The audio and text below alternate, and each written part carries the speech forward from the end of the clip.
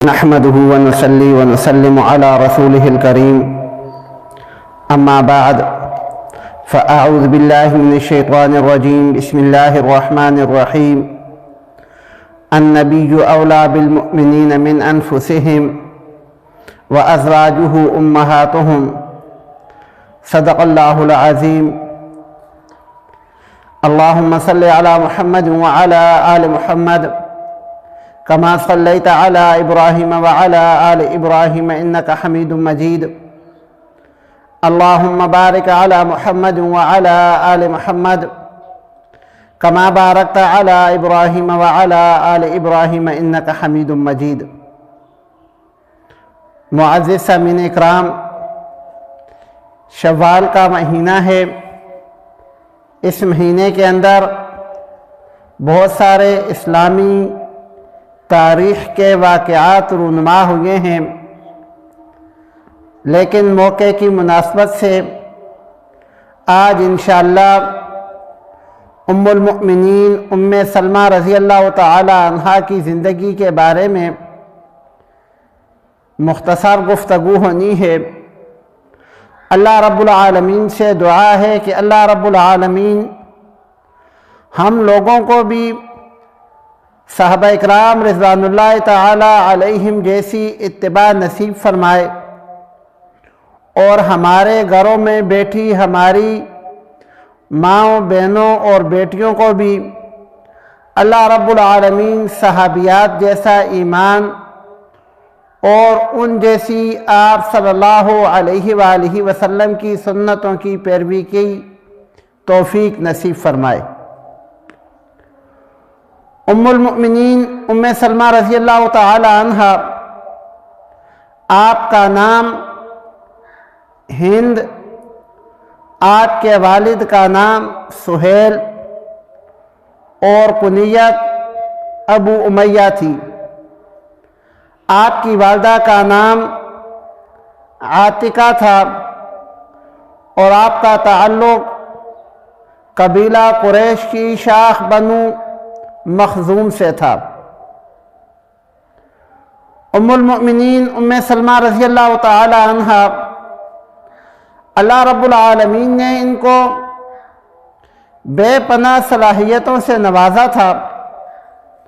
وقت کے ساتھ ساتھ وہ ساری صلاحیتیں نکھر کر سامنے آئیں۔ ام المؤمنین ام سلمہ رضی اللہ تعالی عنہ کا پہلا نکاح اپنے چچا زاد عبداللہ بن عبد الاسد سے ہوا،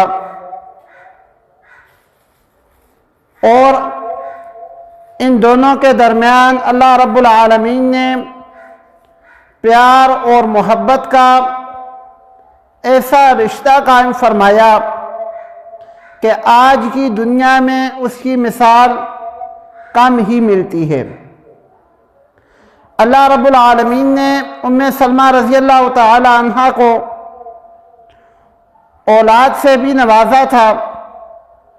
ان کی سب سے پہلی اولاد سلمہ رضی اللہ تعالی عنہ تھے، اور ان کے دوسرے بیٹے کا نام عمر تھا۔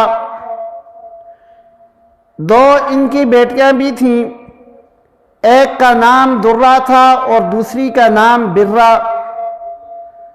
یہ جو دوسری بیٹی برہ ہے، پاک پیغمبر صلی اللہ علیہ وآلہ وسلم نے ان کا نام بدل کر زینب رکھا تھا۔ آپ کے پہلے بیٹے سلمہ کی پیدائش حبشہ کے اندر ہوئی تھی۔ ام سلمہ اور ابو سلمہ رضی اللہ تعالی عنہما سابقون الاولون، یعنی پہلے مسلمان ہونے والے صحابہ اکرام رضی اللہ تعالی عنہم میں سے تھے۔ کتب تواریخ کے اندر یہ بات ملتی ہے کہ تقریباً 10 لوگوں کے بعد یہ دونوں حضرات مسلمان ہوئے۔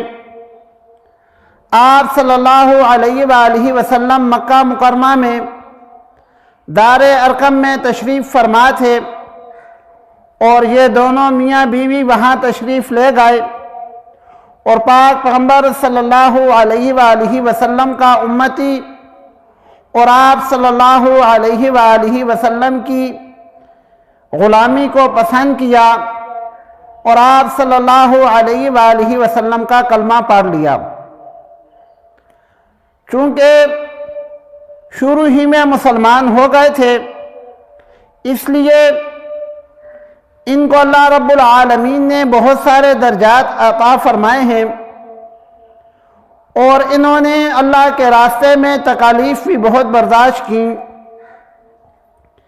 پہلی ہجرت جو حبشہ کی طرف ہوئی تھی سن 5 ہجری میں، جس میں 11 مرد اور 4 عورتیں شامل تھیں، اس مختصر سے قافلے کے اندر حضرت ام سلمہ رضی اللہ تعالی عنہ اور ان کے شوہر عبداللہ یعنی ابو سلمہ رضی اللہ تعالی عنہ یہ دونوں موجود تھے، اور یہ ان کا پہلا بیٹا سلمہ یہ حبشہ ہی میں پیدا ہوا، اور یہ ان کو اتنا پسند تھا کہ دونوں نے اس کے نام کے ساتھ اپنی کنیت کو اختیار کیا۔ پہلی ہجرت کے بعد جو مسلمان حبشہ چلے گئے تھے وہ وہاں امن اور سکون کے ساتھ زندگی گزار رہے تھے، لیکن اپنے وطن کی یاد اور پاک پیغمبر صلی اللہ علیہ وآلہ وسلم کی محبت ان کو وہاں چین سے نہ رہنے دیتی تھی۔ چنانچہ یہ لوگ پھر مکہ مکرمہ واپس آ گئے، اور یہ جتنے لوگ بھی واپس آئے تھے سب کے سب کسی کی امان میں آئے تھے۔ ان لوگوں نے حضرت علی رضی اللہ تعالی عنہ کے والد حضرت ابو طالب سے امان طلب کی تھی، اور ان کی امان میں مکہ مکرمہ میں داخل ہوئے۔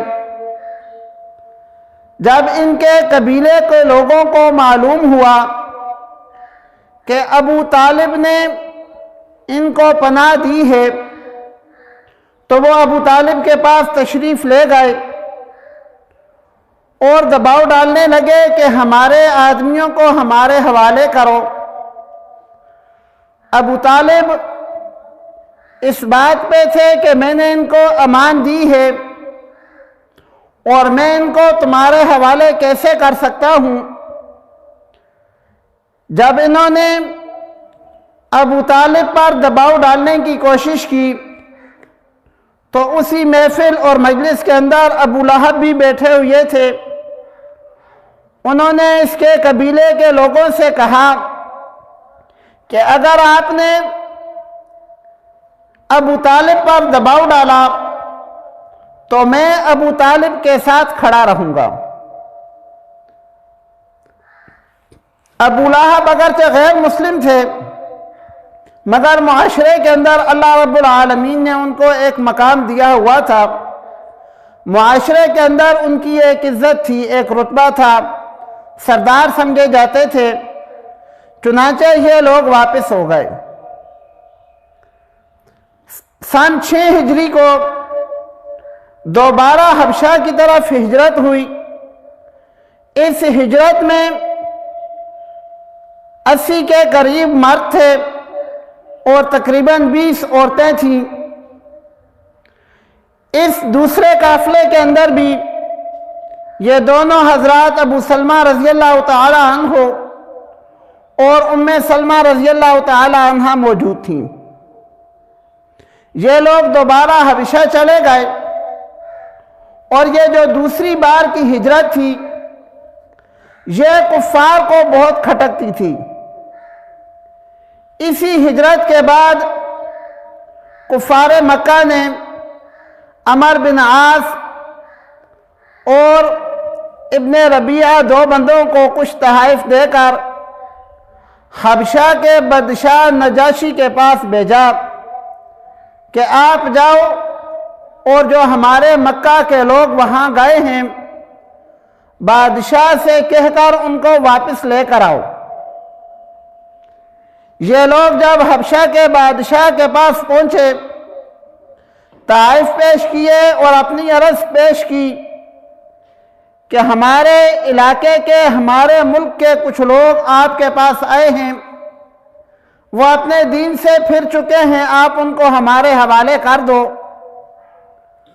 تو بادشاہ اصولی آدمی تھا، اس نے کہا کہ بھائی وہ تو امان لے کر میرے شہر میں، میرے ملک میں داخل ہوئے ہیں، تو میں ان سے پوچھے بغیر، حقیقت حال کو معلوم کیے بغیر ان کو آپ کے حوالے نہیں کر سکتا۔ چنانچہ بات دوسرے دن پر چلی گئی۔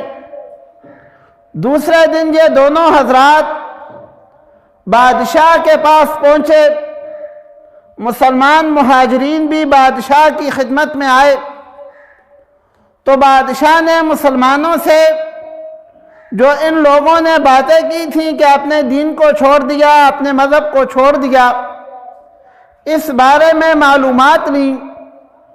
تو حضرت جعفر طیار رضی اللہ تعالی عنہ مسلمانوں کی طرف سے نمائندے بن کر کھڑے ہوئے اور انتہائی پر اثر انداز میں اسلام کا تعارف پیش کیا۔ وہ فرمانے لگے کہ اے بادشاہ، ہم لوگ بت پرست تھے، بتوں کو پوجتے تھے، ہم لوگ اپنی بچیوں کو زندہ دفن کرتے تھے، ہم لوگ جوا کھیلتے تھے، زمانے بھر کی ہر برائی ہمارے اندر موجود تھی۔ اللہ رب العالمین نے ہم پہ رحم فرمایا اور ہمارے اندر ایک نبی مبعوث فرمایا جس نے ہمیں ان تمام بری عادات سے منع کر دیا، تو ہماری قوم کے لوگ ہمارے دشمن ہو گئے۔ بادشاہ نے جب یہ باتیں سنی تو ان کو اپنے ملک میں رہنے کی اجازت دے دی اور قریش کے یہ جو دو سفیر تھے ان کو واپس بھیج دیا۔ ان کو یہ بات ہضم نہیں ہوئی کہ ہم اگر واپس ایسے ہی جائیں گے تو ناکام جائیں گے، چنانچہ انہوں نے مشورہ کیا کہ حبشہ کا جو بادشاہ ہے نجاشی، وہ عیسائی ہے اور عیسائی حضرت عیسیٰ علیہ السلام کو اللہ کا بیٹا مانتے ہیں، اور مسلمان حضرت عیسیٰ علیہ السلام کو اللہ کا بندہ مانتے ہیں، اللہ کی ایک نشانی مانتے ہیں، اللہ کی قدرت کا ایک کرشمہ سمجھتے ہیں کہ اللہ رب العالمین نے بغیر والد کے حضرت عیسیٰ علیہ السلام کو پیدا کیا۔ تو ہم بادشاہ کے دربار میں کل پھر جائیں گے اور اس سے کہیں گے کہ جن لوگوں کو آپ نے پناہ دی ہے وہ تو آپ کے پیغمبر کے بارے میں بھی ایک علیحدہ ہی عقیدہ رکھتے ہیں۔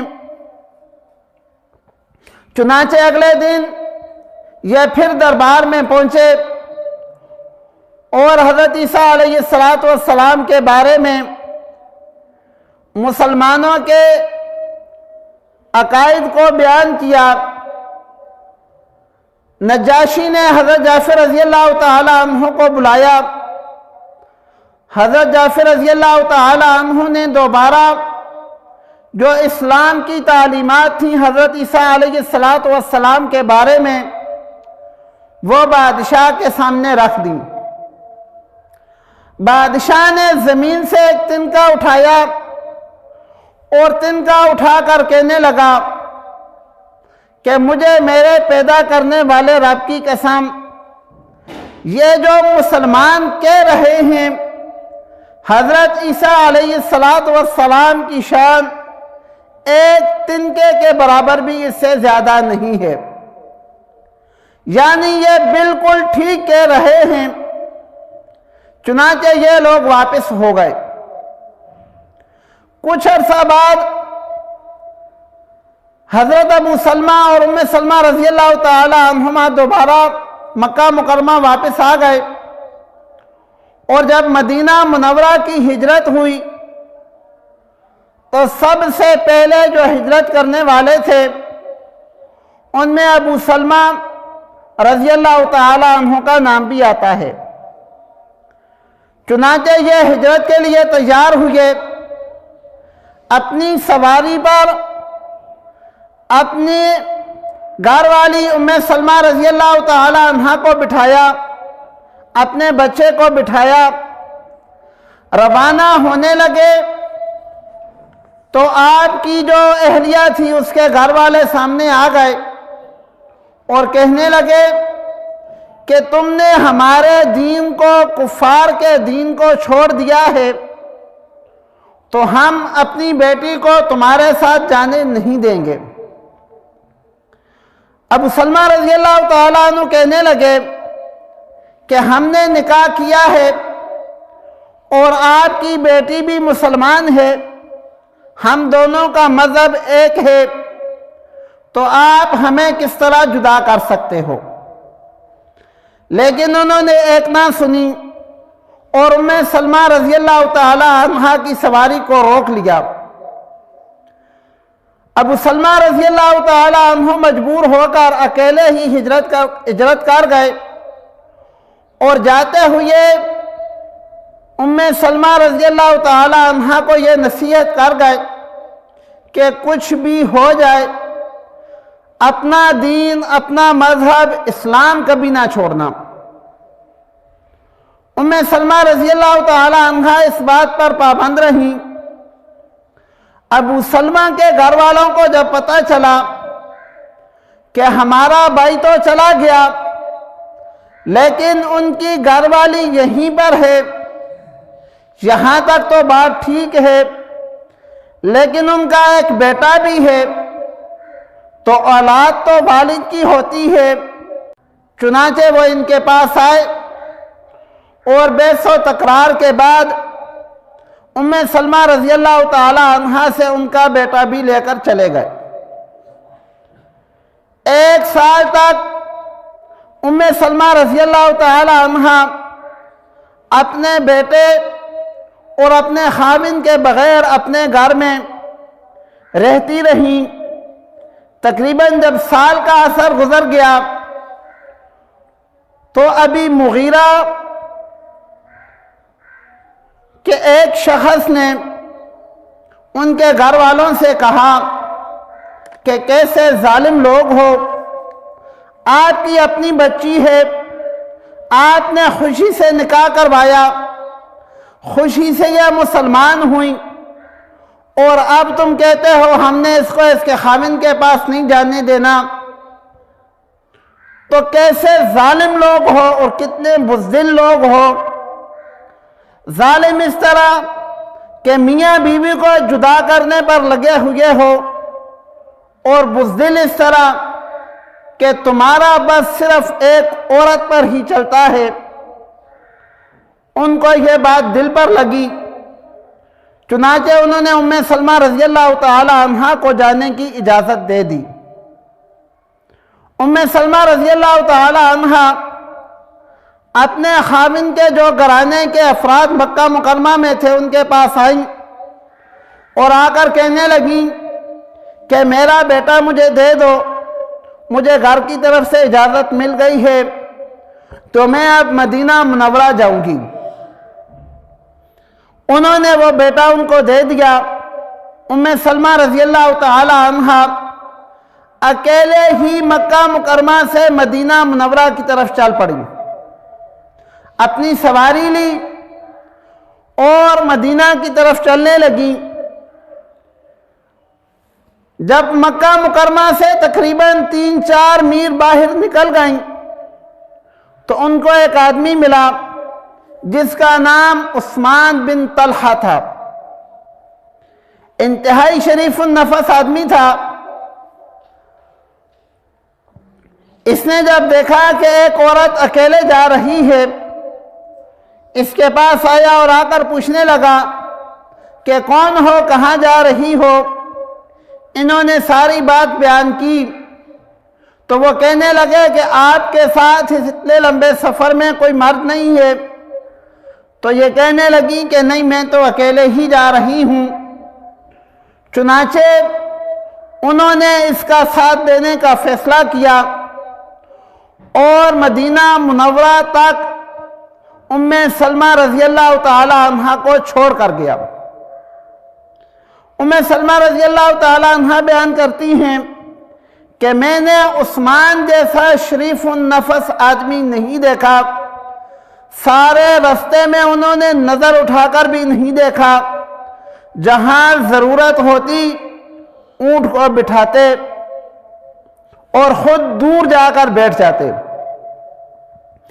جب مدینہ منورہ مقام قباء تک پہنچے تو وہاں انہوں نے قبیلہ بنی عمر کی بستیوں کو دیکھا تو ام سلمہ رضی اللہ تعالی عنہ سے کہنے لگے کہ تمہارا خاوند ان ہی بستیوں میں سے کسی بستی کے اندر رہ رہا ہے، یہی مسلمانوں کی بستیاں ہیں۔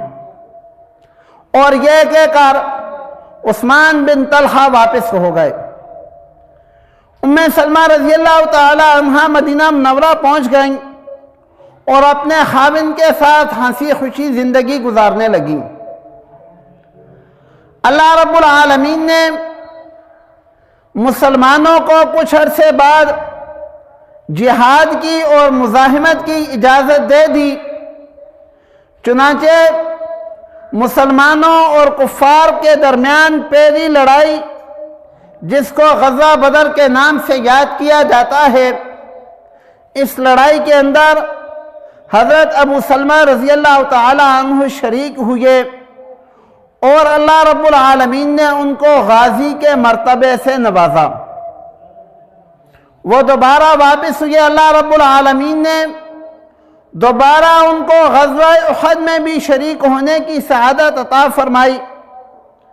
غزوہ احد میں یہ شریک ہوئے اور اس غزوہ کے اندر ابو سلمہ رضی اللہ تعالی عنہ کو بازو پر ایک تیر لگا جس کا زخم بہت گہرا تھا۔ کچھ عرصہ تک علاج کرنے کے بعد وہ زخم بہتر ہو گیا۔ پھر ایک تیسری لڑائی ہوئی، اس میں بھی ابو سلمہ رضی اللہ تعالی عنہ شریک ہوئے اور واپسی پر راستے میں وہ زخم دوبارہ سے ہرا ہو گیا اور پھر اسی زخم کی وجہ سے حضرت ابو سلمہ رضی اللہ تعالی عنہ کا انتقال ہوا۔ ان دونوں کے درمیان اللہ رب العالمین نے کمال کی محبت رکھی ہوئی تھی، چنانچہ کتب کے اندر لکھا ہوا ہے کہ ایک دن ام سلمہ رضی اللہ تعالی عنہ اپنے خاوند سے کہنے لگی کہ میں نے سنا ہے کہ اگر میاں بیوی میں سے کوئی ایک بندہ فوت ہو جائے تو جو دوسرا زندہ رہ جاتا ہے وہ اگر دوسری شادی نہیں کرتا تو اللہ رب العالمین قیامت کے دن دوبارہ ان کو آپس میں ملا دیتے ہیں اور پھر اللہ رب العالمین ان کو اکٹھا رہنے کا موقع فراہم کرتے ہیں۔ تو ابو سلمہ رضی اللہ تعالیٰ عنہ کہنے لگے ہاں یہ بات تو ٹھیک ہے۔ تو وہ کہنے لگی تو پھر ہم ایک دوسرے سے وعدہ کرتے ہیں کہ اگر ہم میں سے کوئی بھی مر گیا تو دوسرا بندہ دوسری شادی نہیں کرے گا تاکہ ہم قیامت کے دن بھی جنت کے اندر بھی ایک دوسرے کے ساتھ رہیں۔ ایسی محبت تھی ان دونوں کے درمیان۔ ابو سلمہ رضی اللہ تعالی عنہ کہنے لگے میں اس وعدے کا پابند رہوں گا، لیکن اگر میری بات مانو تو تمہیں ایک مشورہ دیتا ہوں۔ کہنے لگی کہ مشورے کے لیے ہی تو بات کی ہے۔ ابو سلمہ رضی اللہ تعالیٰ عنہ کہنے لگے اگر میں پہلے فوت ہو گیا تو تم دوسری شادی کر لینا، یہ میرا مشورہ ہے۔ یہ بات آئی گئی ہو گئی۔ ایک دفعہ ابو سلمہ رضی اللہ تعالیٰ عنہ گھر تشریف لائے تو بہت خوش تھے۔ ام سلمہ رضی اللہ تعالیٰ عنہ پوچھنے لگی کہ کس بات پہ خوش ہو؟ تو ابو سلمہ رضی اللہ تعالیٰ عنہ کہنے لگے آج اللہ کے نبی نے ایک دعا یاد کروائی ہے، وہ دعا مجھے بڑی پسند آئی اور اللہ کے نبی کو بھی بڑی پسند ہے۔ تو ام سلمہ رضی اللہ تعالیٰ عنہ پوچھنے لگی کہ کیا دعا ہے؟ وہ بیان کرنے لگے جس کا اردو میں ترجمہ ہے کہ اللہ رب العالمین، یہ جو مجھے تکلیف یا مصیبت پہنچی ہے، میں الہ العالمین تجھ سے ہی اس کا ثواب اور اجر اس کی تمنا کرتا ہوں۔ اور اس کے ساتھ دوسرا حصہ یہ تھا اللہم اخلفنی منہا بخیر منہا، کہ الہ العالمین یہ جو مجھ سے ایک تیری نعمت چھن گئی ہے، مجھے اس سے بہتر نعمت نصیب فرما۔ تو کسی مصیبت کے وقت کی یہ دعا اللہ کے نبی نے ہمیں سکھائی ہے، تو یہ مجھے بہت پسند آئی۔ چنانچہ ام سلمہ رضی اللہ تعالی عنہ نے یہ دعا یاد کر لی، اور جب ابو سلمہ رضی اللہ تعالی عنہ اس دنیا میں نہیں رہے تو ان کو یہ دعا یاد آئی، وہ یہ دعا کرنے لگی، اور جب یہاں پر پہنچی کہ اللہم اخلفنی منہا بخیر منہا، کہ الہ العالمین مجھے اس سے بہتر عطا فرما، تو کہتی ہیں کہ میں یہ دعا تو کرتی تھی لیکن دل میں سوچتی تھی کہ ابو سلمہ سے بہتر مرد مجھے کون سا ملے گا، لیکن چونکہ اللہ کے نبی نے یہ دعا سکھائی تھی اس لیے میں یہ دعا پڑھتی رہتی تھی۔ چنانچہ ابو سلمہ رضی اللہ تعالی عنہ کی وفات کے بعد ان کے ہاں ایک بیٹی پیدا ہوئی جس کا نام انہوں نے برہ رکھا، اور آپ صلی اللہ علیہ وآلہ وسلم نے بدر کر زینب رکھا۔ تو جب ان کی عدت پوری ہو گئی، حضرت ابوبکر صدیق رضی اللہ تعالی عنہ نے ان کے پاس نکاح کا پیغام بھیجا تو انہوں نے معذرت کر لی۔ عمر فاروق رضی اللہ تعالی عنہ نے نکاح کا پیغام بھیجا، پھر بھی معذرت کر لی۔ آپ صلی اللہ علیہ وآلہ وسلم نے حضرت عمر فاروق رضی اللہ تعالی عنہ کے توسط سے نکاح کا پیغام بھیجا،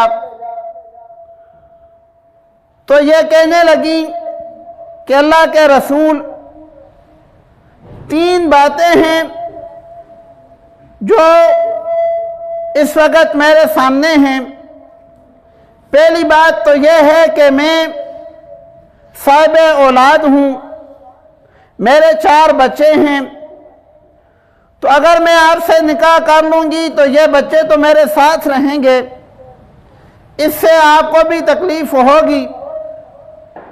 دوسری بات، مجھے میرے خاوند سے بہت محبت تھی، اور مجھے غیرت آتی ہے کہ جس بندے نے میرے ساتھ اتنے پیار اور محبت سے وقت گزارا، میں اس بندے پر کسی اور کو کیسے ترجیح دوں اور اپنے خاوند کو کیا منہ دکھاؤں گی۔